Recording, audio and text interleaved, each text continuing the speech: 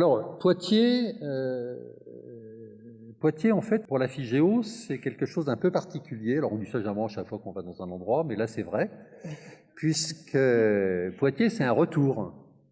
C'est Poitiers le retour. C'est-à-dire qu'il y a 17 ans, la FIGEO était à Poitiers, et c'était les premières dynamiques régionales. La FIGEO, à l'époque, était emmenée par Dominique Caillot, François Salger et Ivry Allan, voilà, qui sont là et qu'on salue pour le travail exceptionnel qu'ils ont fait toutes ces années.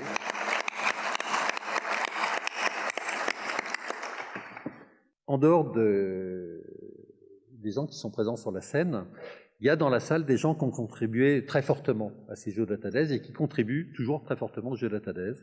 Je pense au CNES, je pense à Ecolab et le CNIJ, forcément, je pense à Enedis, qui sont des structures, mais pas que des structures, qui sont des hommes qui permettent aux Jeux Data Days de voir le jour. Alors bien sûr, il y a tous les autres, il y a tous ceux qui ont contribué parce qu'ils sont sponsors, on ne peut pas tous les citer parce qu'il y en a énormément, à un moment ils vont s'afficher. Et puis, il y a vous tous, parce que sans vous, il n'y a bien évidemment pas de Jeux Data Days, il n'y a même pas d'AFIGEO. Alors, depuis 17 ans, la FIGEO a évolué, ça a changé, ça a grandi, ça s'est modifié. Ça veut dire un endroit où on partage, un endroit où on discute, un endroit qui est ouvert, un endroit où l'échange est équitable, et un endroit où l'échange il est toujours constructif.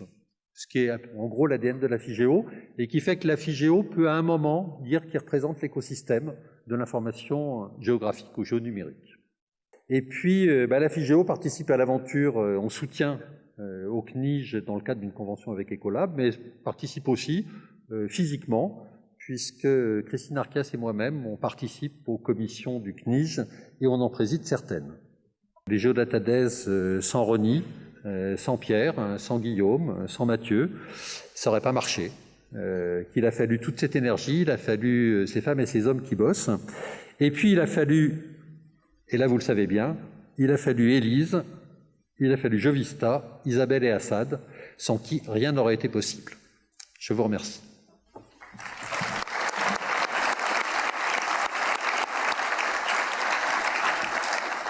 Moi aussi, je voulais vous dire merci parce qu'effectivement, comme l'a rappelé Jean-Marie, c'est la rencontre entre nos deux événements qui a permis de créer les Jeux Data Days. Et on voit que 1 + 1, ça fait 2, ça fait 3, ça fait 4. Aujourd'hui, vous êtes plus de 1000 à vous être inscrits. Donc, merci à vous d'être là. Mais on va aborder tous les thèmes.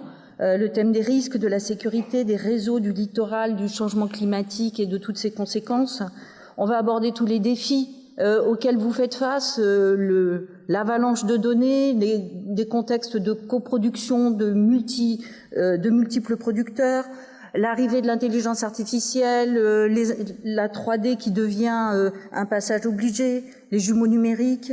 On va parler aussi de tout ce que ça fait dans vos organisations en termes de formation, en termes d'évolution des métiers, comment se coordonner à l'échelle d'un territoire. Et c'est vraiment ça, l'idée des Géodata Days, c'est abordons nos métiers dans toute leur variété et dans les différents points de vue. C'est aussi l'endroit de voir toutes les solutions, 70 exposants cette année. C'est tous les challenges aussi, et donc grâce au challenge Géodata, que vous allez découvrir des projets en émergence faits par des étudiants. Donc ça, c'est aussi la géomatique de demain. N'oubliez pas d'aller voir aussi nos 2 artistes que nous accueillons cette année. Donc Marine Le Breton et Julien Jaffray. On est accompagnés aussi par la librairie Gibert cette année. Donc vous allez pouvoir retrouver un certain nombre de livres, un certain nombre d'atlas. N'oubliez pas non plus nos 2 grands témoins ce soir. Donc on est très contents parce que on avait déjà essayé de les avoir l'an dernier, mais ça n'avait pas marché parce que ils avaient un bébé en route.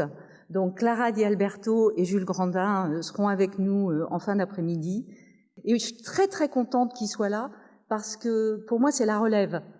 C'est-à-dire c'est cette jeune génération qui voit la carte de façon complètement différente, qui est hyper investie et qui voit la carte et les représentations graphiques de façon générale. On leur a donné carte blanche.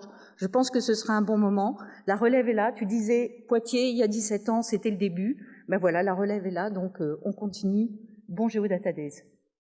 Merci.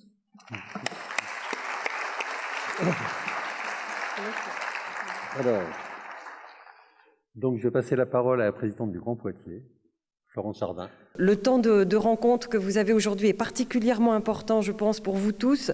Un temps de partage entre pairs, de synergie entre acteurs publics et privés de la géographie numérique.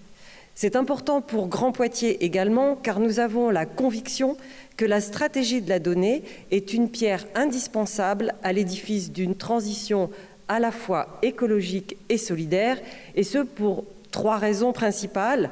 Tout d'abord, que la donnée géographique est au cœur des politiques publiques de la lutte contre le changement climatique. La deuxième raison, c'est que la géographie numérique est également un levier indispensable pour un sujet qui me tient particulièrement à cœur en tant que présidente d'une communauté de 40 communes, c'est l'équilibre et l'équité. Enfin, la troisième raison, c'est que la géodata recèle un gigantesque potentiel pour des innovations à venir qui ne demandent qu'à être déployées. Je vous souhaite des ateliers passionnants, encourageants, enthousiasmants, et puis je souhaite également que vous puissiez y puiser de l'énergie pour vos projets en cours, mais également pour tous les projets que vous n'imaginez pas encore. Très beau séjour à vous tous sur notre territoire.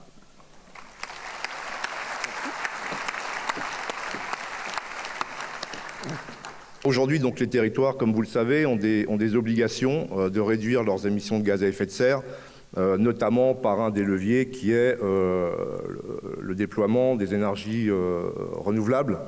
Et vous savez qu'il y en a plusieurs, entre le photovoltaïque, les méthanisations, les éoliens, la géothermie, l'hydroélectricité, etc. Alors, finalement, il y en a beaucoup. Et je pense que s'il y avait un super sujet de cartographie, en tout cas pour lequel vos outils seraient utiles, c'est comment, au regard d'un territoire, on peut équilibrer de façon juste pour le citoyen la répartition de ces énergies renouvelables. Et il serait intéressant d'avoir un outil qui puisse aider les territoires à simuler ça dans une logique d'équité territoriale pour montrer que chaque zone d'un territoire fait l'effort collectif pour accepter des énergies renouvelables. Et avec une simulation sur 10 ans, puisqu'on a tous des engagements à 10 ans, finalement, le plan de déploiement géographique de ces ENR va-t-il nous permettre d'atteindre nos objectifs de réduction de gaz à effet de serre? Voilà, et je terminerai en disant, vous venez de le comprendre, merci de vos investissements sur le sujet. Je pense que c'est une solution technique dont on a besoin, nous les territoires, que la géodata. Merci.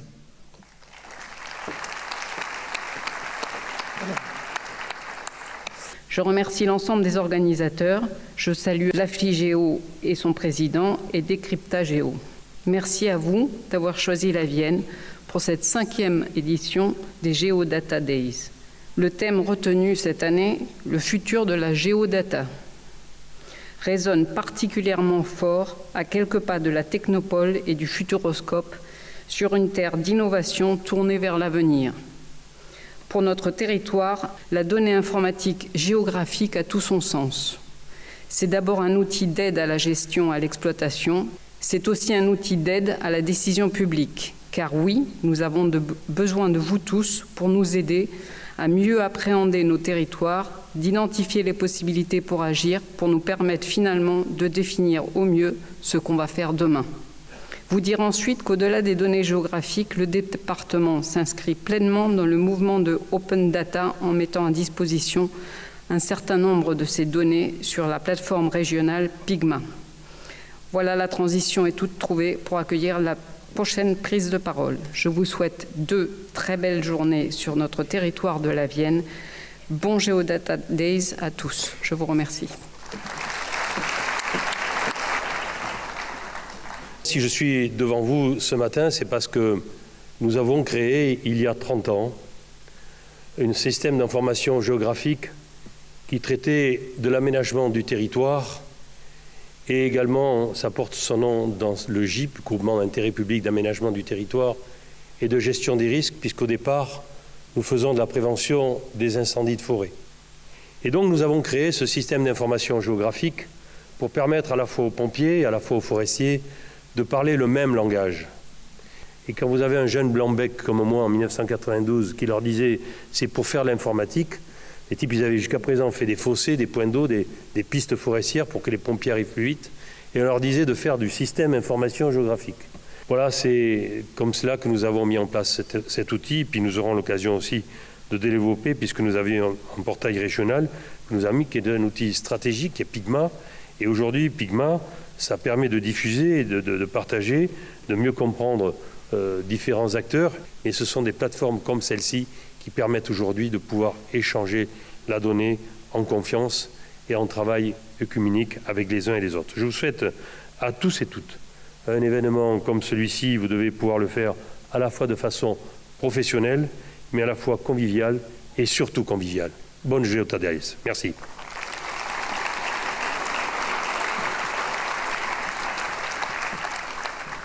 Les paroles d'élus ont fait défaut sur l'information géographique pendant longtemps.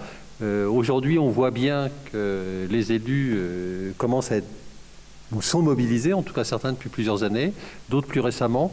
Mais dans tous les cas, c'est un mouvement qui est assez fort, qui traverse tout le territoire.